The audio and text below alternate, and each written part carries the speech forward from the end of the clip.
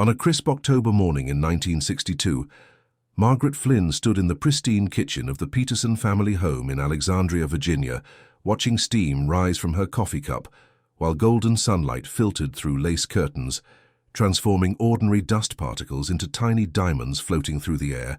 She had been working as a nanny for the Petersons for 8 months, caring for their 2 children in this picture-perfect suburban neighborhood, where American flags hung from nearly every porch and station wagons lined the driveways like soldiers at attention. Nothing about the elegant colonial-style house, the meticulously maintained garden, or the warm smiles of Dr. and Mrs. Peterson suggested anything but the embodiment of the American dream. She believed she had found the perfect family, a safe harbor after years of difficult placements with demanding employers. Little did Margaret know that within 48 hours, her simple observations about misplaced books and peculiar visitor patterns would unravel one of the most sophisticated Soviet intelligence operations ever conducted on American soil, transforming her from an ordinary domestic worker into an unwitting participant in a dangerous game of Cold War espionage that would haunt her for the rest of her life. But before we dive into this story, make sure to leave a like and subscribe to the channel so we can bring you the most gripping Cold War and espionage stories every day. And tell me in the comments where you're watching from. It really helps support us. Margaret had arrived at the Peterson household in February of 1962, responding to an advertisement in the Washington Post for a live-in nanny.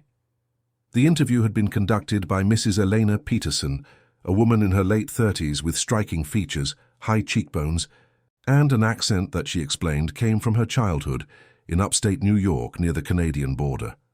Mr. Robert Peterson worked as a scientific consultant for various government contractors, a job that Elena described as terribly boring but financially rewarding. Their children, 7-year-old Thomas and 5-year-old Sarah, needed supervision while Eleanor managed her charity work and Robert traveled frequently for his consulting business. The position seemed ideal to Margaret, a 53-year-old widow from Baltimore who had spent 30 years working in domestic service. The salary was generous, $25 per week plus room and board, significantly more than her previous position. The house itself was spacious and modern, with 4 bedrooms upstairs, a finished basement that Robert used as his home office, and a small but comfortable room off the kitchen that became Margaret's domain. The neighborhood of tree-lined streets and well-kept lawns represented everything stable and safe about American suburban life in the early 1960s. During those first months, Margaret settled into a comfortable routine.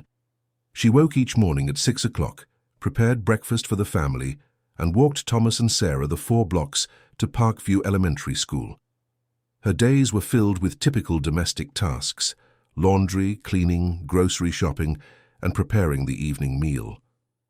The children were polite and well-behaved, though occasionally distant in a way that Margaret attributed to their parents' formal European-style parenting. Elena was kind but reserved, always impeccably dressed, and involved in various charitable organizations supporting refugees from Eastern Europe.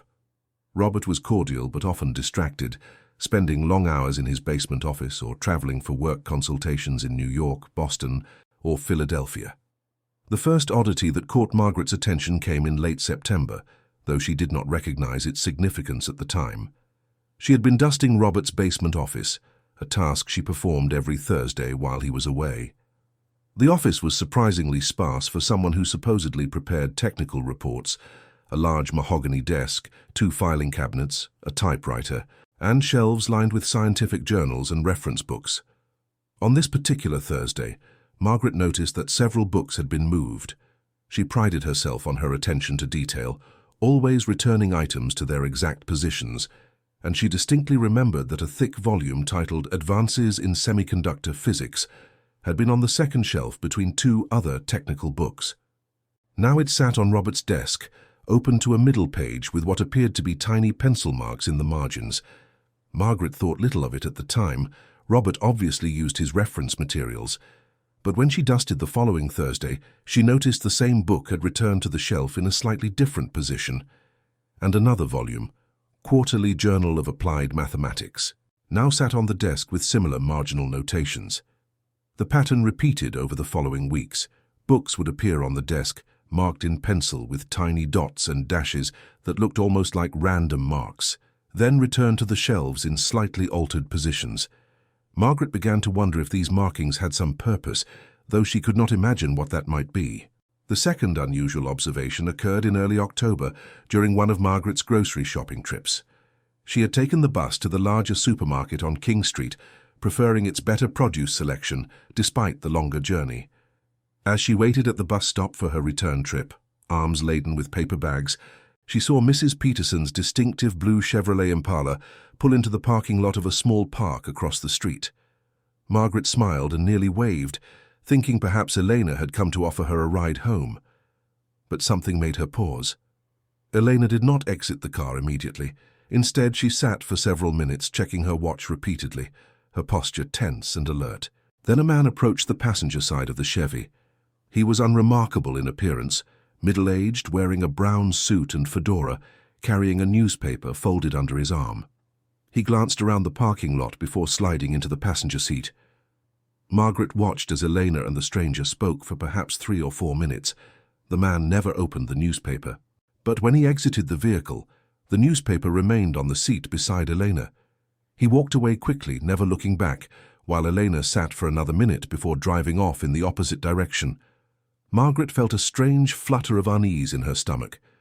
The encounter had the quality of something clandestine, something not meant to be witnessed, but she pushed the feeling aside, reasoning that Eleanor's charity work probably involved meetings with all sorts of people, perhaps social workers or officials from refugee organizations.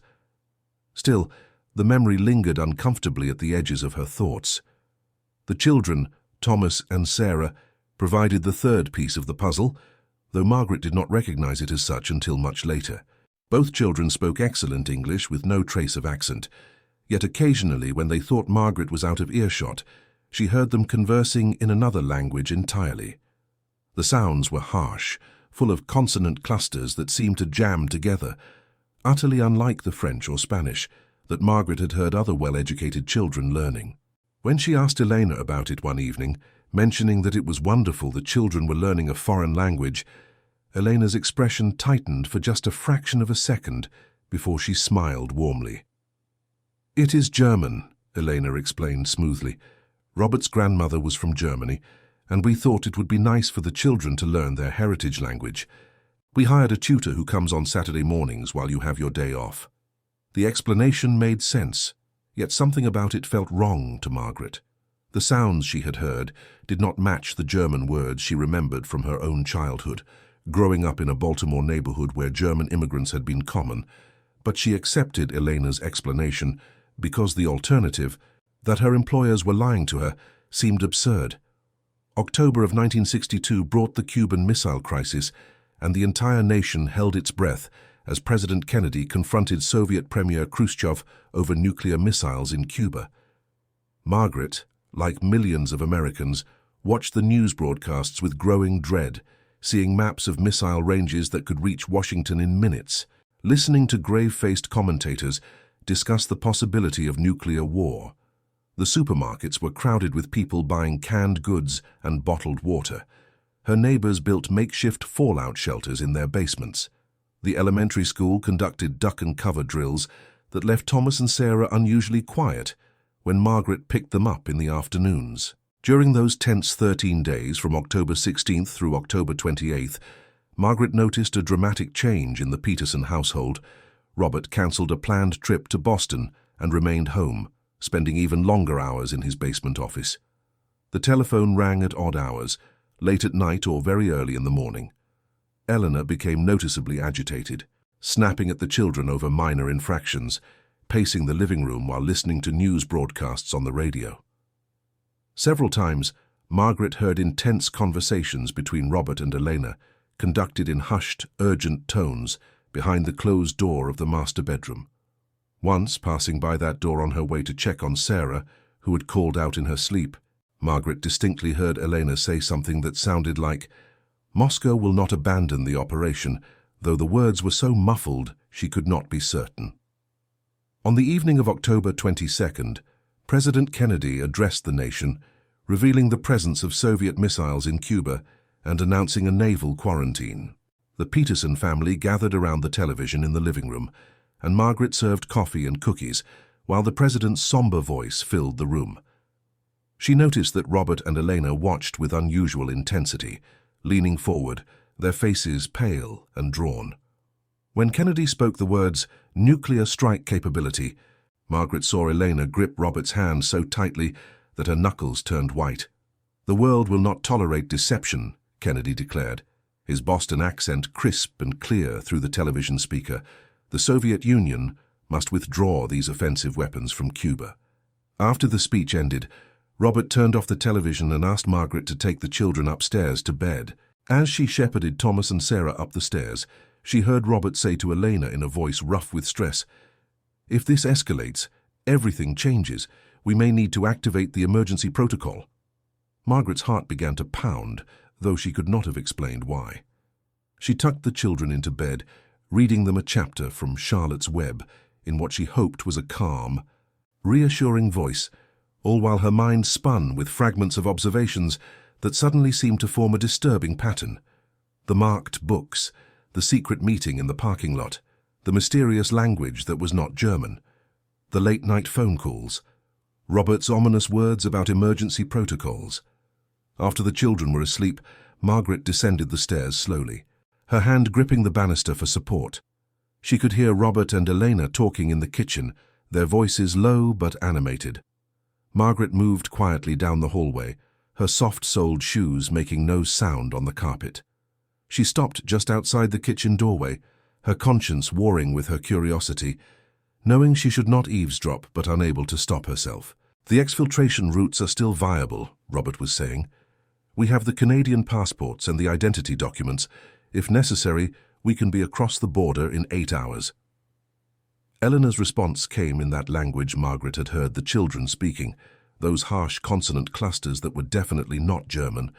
Robert responded in the same language, and Margaret felt her blood turn cold. In that moment, with the nation on the brink of nuclear war, and her employers speaking in a foreign tongue about fake passports and escape routes, Margaret understood with horrifying clarity that she was not working for a normal American family. She backed away from the kitchen doorway, her heart hammering against her ribs, and retreated to her small room off the kitchen. She closed the door with trembling hands and sat on the edge of her narrow bed, trying to make sense of what she had heard. The logical part of her mind insisted there must be an innocent explanation. Perhaps Robert and Elena were involved in some kind of refugee assistance program, helping people escape communist countries, and the current crisis had put their work in jeopardy. But the other part of her mind, the part that had been collecting those small inconsistencies for months, whispered a far more terrifying possibility. Margaret did not sleep that night. She lay in her bed, listening to the sounds of the house. Footsteps moving back and forth between the basement and the upstairs bedrooms, the low murmur of continued conversation, the occasional ring of the telephone. At approximately 3 o'clock in the morning, she heard a car pull into the driveway, the engine cutting off quickly. Through her small window, Margaret saw a dark sedan, and a figure emerged carrying what looked like a briefcase. Robert met this person at the side door, and they disappeared into the basement together. The visitor left 20 minutes later, and Margaret saw Robert's silhouette in the basement window, illuminated by the desk lamp bent over his typewriter. The next morning, Margaret prepared breakfast with shaking hands, serving scrambled eggs and toast, while the radio announcer discussed the possibility of Soviet ships attempting to break through the American naval quarantine. Thomas and Sarah ate quietly, sensing the tension in the house. Elena looked as though she had not slept, dark circles under her eyes, her usually perfect hair slightly disheveled. Robert appeared briefly, grabbed a cup of coffee, and returned to the basement. Over the following days, as the missile crisis intensified and the world teetered on the edge of nuclear war, Margaret wrestled with what to do. If her suspicions were correct, if the Petersons were not who they claimed to be, then she had a duty to report them. But report them to whom? And what if she was wrong? The accusations alone would destroy this family, tear Thomas and Sarah from the only parents they knew. And what concrete evidence did she have? Overheard fragments of conversation, books with pencil marks, a meeting in a parking lot. It all seemed so insubstantial when she tried to articulate it clearly in her mind. The crisis resolved on October 28th when Khrushchev agreed to remove the missiles from Cuba. The national mood shifted from terror to relief, and people emerged from their homes as though waking from a nightmare. But in the Peterson household, the atmosphere remained strangely tense. Robert continued his long hours in the basement, Elena remained jumpy and distracted, and Margaret, now hyper-aware of every detail, noticed more troubling signs. On the evening of October 30th, while cleaning up after dinner, Margaret accidentally knocked over her purse, spilling its contents across the kitchen floor. As she knelt to gather her scattered belongings, she noticed something odd about the linoleum tiles in front of the basement door. One tile sat slightly higher than the others, its edges not quite flush with the surrounding floor. She pressed on it experimentally, and it shifted slightly under her hand. Margaret glanced around quickly, confirming she was alone, then carefully worked her fingernails under the edge of the loose tile. It lifted easily, revealing a small hollow space beneath. Inside, wrapped in oilcloth, was a stack of what appeared to be documents, several passports with the Peterson family's photographs but different names, bundles of cash in American, Canadian, and Mexican currencies, and a small address book filled with names and numbers. Margaret's hands shook as she examined these items, her mind reeling. These were escape materials, emergency supplies for people who might need to disappear quickly. She heard footsteps on the stairs and quickly replaced everything, setting the tile back in position and scooping up the contents of her purse just as Eleanor entered the kitchen. Margaret stood, her face flushed, hoping her panic did not show. "Are you all right, Margaret?" Elena asked, her sharp eyes studying the nanny's face. "You look pale." "Just clumsy," Margaret replied, forcing a smile. "Spilled my purse everywhere. I am fine." That night, Margaret made her decision.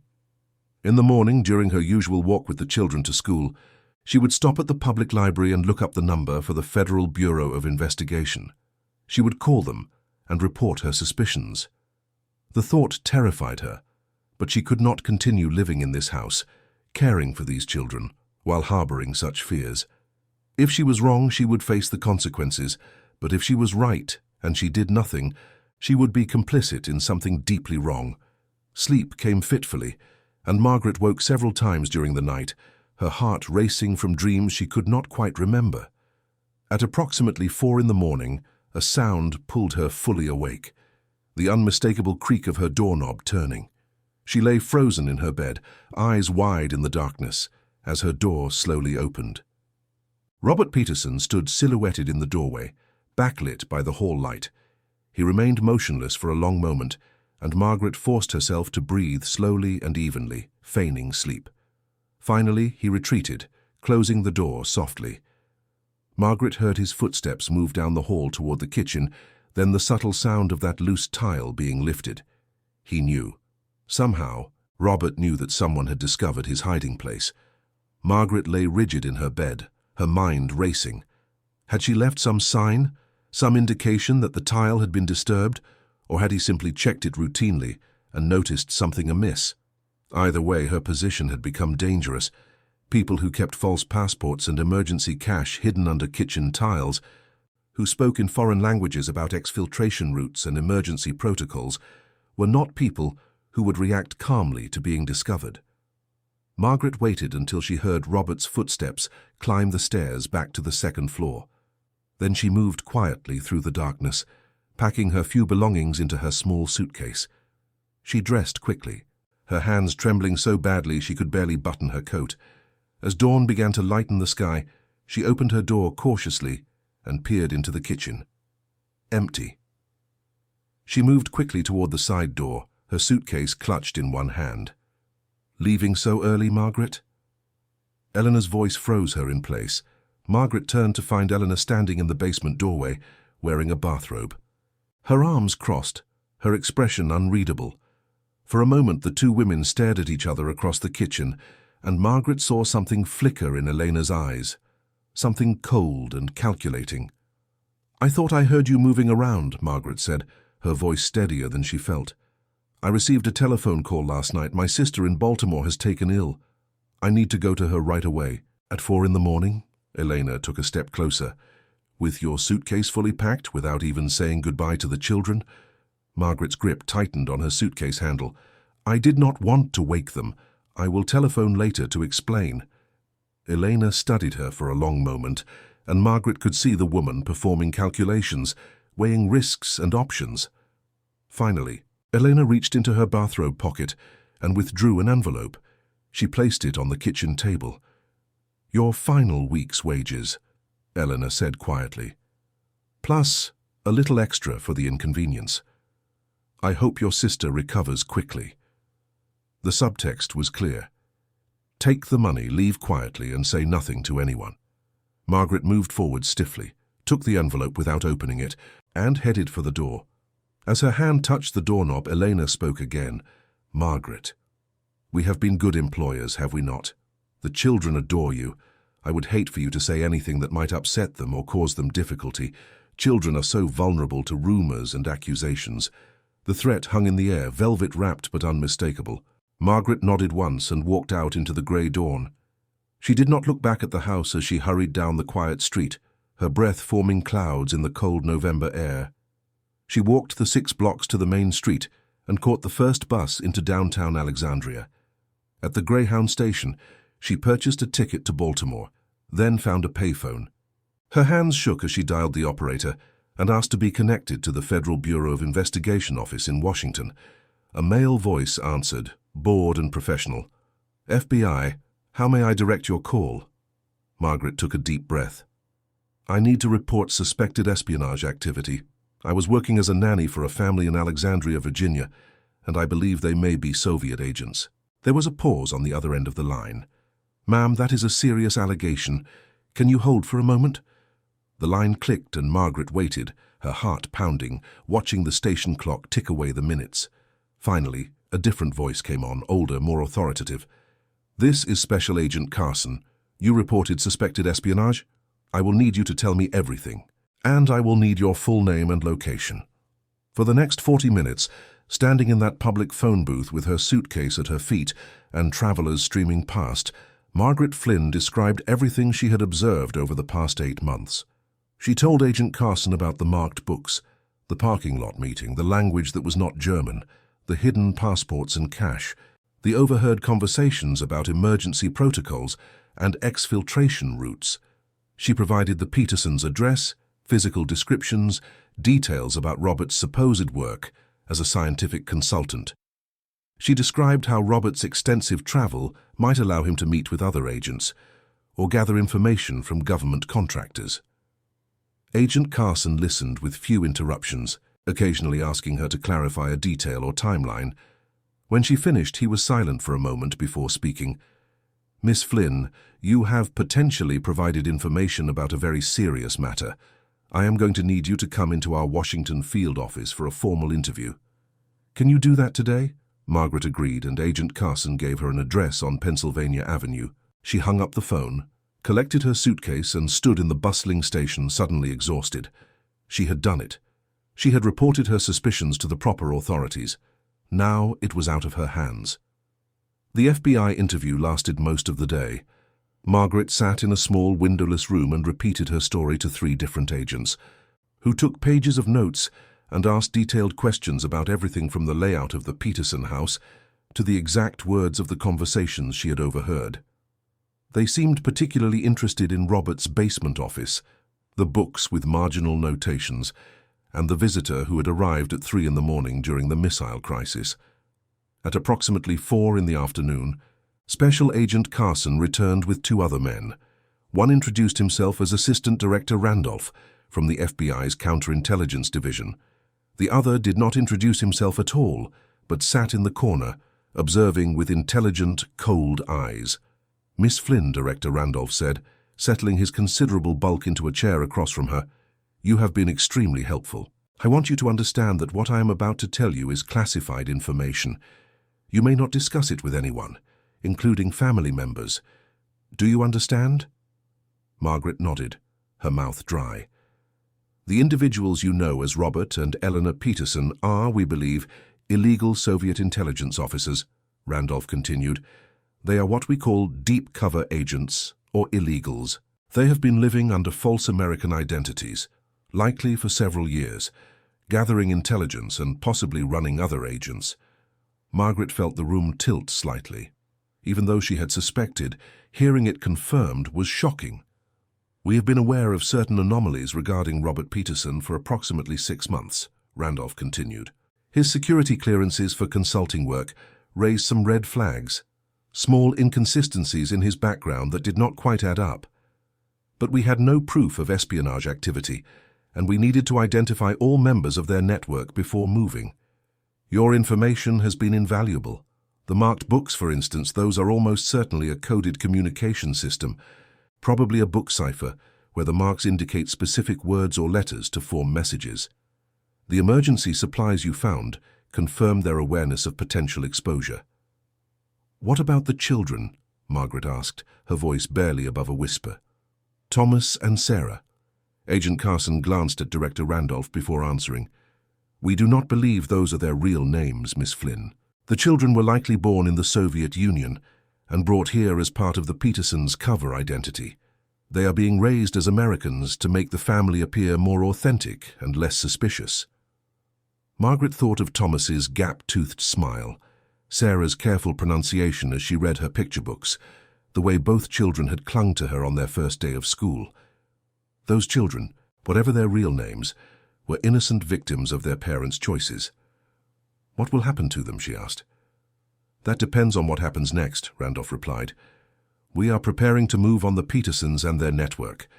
If your departure this morning alerted them that their cover is compromised, they may attempt to flee. We have agents watching the house now. If they try to run, we will arrest them. If they believe they are still secure, we may continue surveillance to identify their contacts." The meeting concluded with detailed instructions for Margaret. She was not to return to Baltimore or contact her family yet. The FBI would provide her with a hotel room under an assumed name. She was to remain available for further questioning and possible testimony if the case went to trial. She signed documents acknowledging the classified nature of the information she had been given. That evening, alone in a small hotel room in downtown Washington, Margaret sat by the window and watched darkness fall over the city. She thought about the life she had briefly been part of, the morning routines, the children's laughter, Elena's carefully maintained facade of suburban normalcy. She wondered if anything about the family had been real, or if every smile, every kindness, every moment of apparent warmth had been nothing but performance in service of a lie. 3 days later, Special Agent Carson visited her hotel room with news. The Petersons had attempted to flee on the evening after Margaret's departure. They had loaded the children and several suitcases into their car just after midnight and headed north toward the Canadian border. FBI agents and Maryland State Police had stopped them outside Baltimore. Robert had attempted to swallow what appeared to be a cyanide capsule, but was prevented from doing so. Eleanor had remained completely calm during the arrest, speaking only to request a lawyer and to comfort her terrified children. A search of the Peterson house had revealed an extensive intelligence operation. Behind a false wall in the basement, agents found radio equipment, cameras for photographing documents, multiple sets of identity papers, and coded messages. The marked books were indeed a cipher system, used to communicate with Soviet handlers at dead-drop locations. Robert's consulting work had given him access to unclassified but sensitive information about military contractors, which he had been steadily collecting and transmitting to Moscow for years. Elena's charity work with Eastern European refugees had been a cover for identifying and recruiting potential agents among immigrants vulnerable to pressure or ideological appeals. The investigation uncovered a network of at least 7 other agents whom the Petersons had been running, including a secretary at the Pentagon, a civilian analyst at the Naval Research Laboratory, and a translator at the State Department. The full scope of the damage would take years to assess, but preliminary estimates suggested that Soviet intelligence had gained access to information about missile guidance systems, submarine detection technology, and communication encryption methods. "Will they go to prison?" Margaret asked Carson as they sat in her hotel room, drinking bitter coffee from paper cups. "If convicted, they will face decades in prison," Carson replied. "But these cases are complicated. The government has to balance the desire for justice against the need to protect intelligence sources and methods." Sometimes illegal agents are exchanged for captured American personnel or used as bargaining chips in diplomatic negotiations. Given the current Cold War tensions, it is difficult to predict the outcome. And the children? That question remained unanswered for weeks. Thomas and Sarah, whose real names were later revealed to be Mikhail and Svetlana, were placed in protective custody. The FBI brought in psychologists who specialized in working with children in unusual circumstances. The children spoke English perfectly, but also spoke fluent Russian, confirming they had been born in the Soviet Union and were likely not even related to Robert and Elena by blood, but rather orphans selected by Soviet intelligence for their potential use in establishing a family cover. The legal proceedings dragged on for months. Robert and Eleanor Peterson, whose actual names were never publicly disclosed, pleaded guilty to conspiracy to commit espionage in exchange for reduced sentences. They were each sentenced to 25 years in federal prison. As part of the plea agreement, they provided information about Soviet intelligence operations, though investigators believed they withheld significant details to protect other agents who might still be active. The other members of the network were also arrested and prosecuted. Some pleaded guilty, others went to trial. The Pentagon secretary received 15 years. The Naval Research Laboratory analyst received 20 years. The State Department translator, who cooperated fully with investigators, received a reduced sentence of 10 years. The trials made headlines in the Washington papers, but were kept relatively quiet nationally, the government not wanting to create public panic about the extent of Soviet penetration. Margaret Flynn eventually returned to Baltimore, but she found it impossible to resume her old life. The FBI's classification requirements meant she could not discuss what had happened with friends or family, leaving her isolated with her knowledge and memories. She struggled with nightmares in which Thomas and Sarah called out for her while shadowy figures dragged them away. She could not shake the feeling that she had somehow betrayed those children, even though rationally she knew she had done the right thing in reporting their parents. She attempted to return to domestic work, but found she could not trust her employers, constantly looking for signs of deception, analyzing every interaction for hidden meanings. After several unsuccessful placements, she took a job as a cashier at a grocery store, work that required less intimacy and trust. She lived alone in a small apartment, rarely socialized, and told no one about the 8 months she had spent living with Soviet spies. The children remained a source of anguish for Margaret. She learned through Special Agent Carson, who occasionally checked on her, that Mikhail and Svetlana had been placed together in foster care with a family who had experience with international adoptions. The children underwent intensive counseling and were eventually adopted by this family, who changed their names and moved to a different state to give them a fresh start. The FBI arranged for all records to be sealed to protect the children's privacy and security. In 1963, Margaret received a letter forwarded through the FBI. It was from Svetlana, now using her new American name, carefully printed on lined paper in the distinctive handwriting of a 6-year-old. The letter said simply, "Dear Margaret, I remember you reading to me. Thank you for the stories. Love, Sarah." Someone had helped her write it, probably a psychologist or the new adoptive mother, but the sentiment appeared genuine. Margaret kept that letter in her bedside table, taking it out occasionally to read when the nightmares became too intense. It helped a little to know that the child she had known as Sarah remembered her with kindness rather than blame. The Cold War continued for another 26 years after the Peterson case, and the American public gradually became more aware of the extent of Soviet espionage efforts through other cases that received more publicity. The arrest of Navy Warrant Officer John Walker in 1985 revealed a spy ring that had sold naval secrets for 18 years. The exposure of CIA officer Aldrich Ames in 1994 showed that Soviet intelligence had successfully recruited even high-ranking American intelligence officials. The Peterson case, by comparison, remained relatively obscure, mentioned briefly in histories of Cold War espionage, but never receiving the attention of those more dramatic cases. Margaret lived quietly through these decades, watching the Cold War play out through news reports and history books, always seeing behind the headlines the human cost of these secret battles. She thought often about Robert and Elena in their prison cells, about how they had sacrificed their freedom and their children for loyalty to a distant government and an ideology. She wondered if they had ever doubted their choices, if they ever thought about Thomas and Sarah growing up without them, if they regretted the lies they had told and the lives they had destroyed.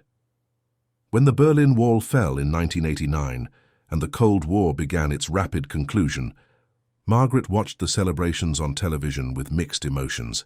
She felt relief that the decades of tension and fear were ending, but also a strange sense of loss. The conflict that had shaped her adult life, that had led her to that kitchen in Alexandria, and those 8 months with a family who were not what they seemed, was dissolving into history. The sacrifices and betrayals, the careful deceptions and sudden revelations, all the small human dramas played out in the shadow of nuclear annihilation, were becoming footnotes and academic subjects. Margaret Flynn died in 2006 at the age of 97. In her final years, she had occasionally spoken with historians who were researching Cold War espionage cases, always careful to respect the FBI's classification requirements, but able to share some of her experiences now that decades had passed. She had told them about the marked books and the loose tile, about the language that was not German and the meeting in the parking lot, about the terrifying moment when she had understood that the family she worked for was Soviet spies. What the historians found most interesting, what they always asked her to elaborate on, was how she had felt when she made the phone call to the FBI. Had she been certain? Had she been afraid? Had she had doubts? Margaret's answer had been consistent. She had been terrified, she told them, shaking so hard she could barely dial the telephone. She had not been certain at all, had desperately hoped she was wrong.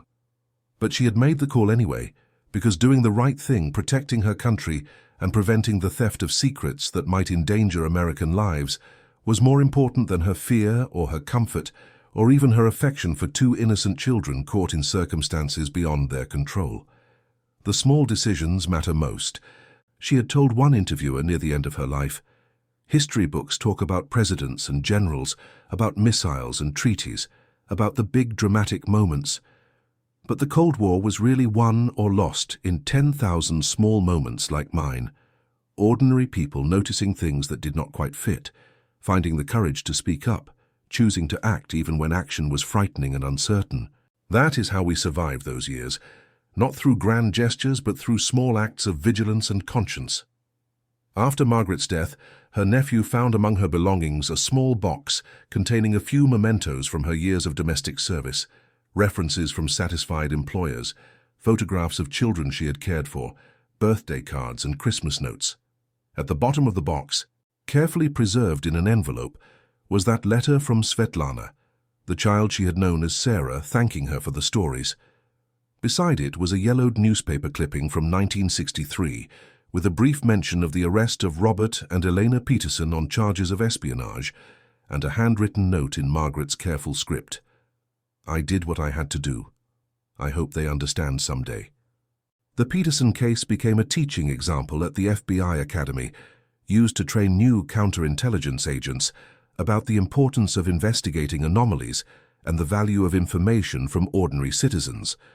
Robert and Elena served their sentences and were eventually released in a prisoner exchange in 1987, part of a larger swap of captured spies as Cold War tensions began to ease. They returned to the Soviet Union, and nothing is known about their lives after that. Mikhail and Svetlana, the children who had been Thomas and Sarah, grew up as Americans with new names and new identities. They reportedly attended college, established careers, and built normal lives far removed from the espionage world of their early childhood. The FBI maintained surveillance for several years to ensure Soviet intelligence did not attempt to contact them, but eventually the agency concluded the children posed no security risk and ended active monitoring. Their whereabouts and current names remain classified.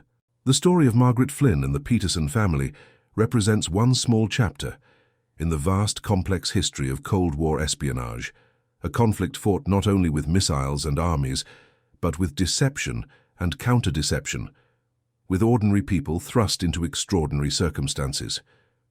It reminds us that history is not made only by famous names and dramatic events, but also by the choices of individuals like Margaret, who noticed things that did not quite fit, who felt fear but acted anyway, who understood that small truths matter, and that silence in the face of wrongdoing is itself a kind of betrayal. In the decades since Margaret made that telephone call from the Greyhound station, the world has changed dramatically. The Soviet Union collapsed. The Cold War ended. New conflicts and new fears emerged to replace the old ones. But the fundamental questions raised by her story remain relevant. How do we balance security with freedom? How do we identify genuine threats while avoiding paranoia? How do we protect the innocent while pursuing the guilty? And when we are faced with situations that demand action, despite fear and uncertainty, where do we find the courage to do what we believe is right? Margaret Flynn found that courage in a payphone booth on a grey November morning in 1962, and in doing so, she played her small but significant part in one of the defining struggles of the 20th century. Her story deserves to be remembered not because it is unique, spectacular, or particularly dramatic, but precisely because it is not. It is the story of an ordinary person who noticed extraordinary things and chose to speak up. In the secret shadow world of Cold War espionage, where deception was currency and trust was weaponized, that simple act of speaking truth required a kind of courage that deserves recognition and respect. The children she cared for, the family that was not what it seemed, the small observations that unraveled a Soviet intelligence operation, all of it became part of the vast, hidden history of the Cold War, a conflict that touched millions of lives in ways both obvious and invisible. Margaret's story illuminates that hidden history, reminding us that behind the headlines and policy decisions were real people making difficult choices, living with consequences, carrying memories that could never be fully shared. She had been a nanny who discovered her employers were spies. She had done her duty and reported them. And for the rest of her life she had lived with that decision, questioning it, defending it, remembering the faces of two children who had called her by name and trusted her completely, never knowing that the world they lived in was built on lies, and that the woman who cared for them would be the one to bring that world crashing down. And that concludes our story. If you made it this far, please share your thoughts in the comments. Don't forget to subscribe for more incredible stories and check out the video on screen. I'm sure you'll enjoy it. See you next time.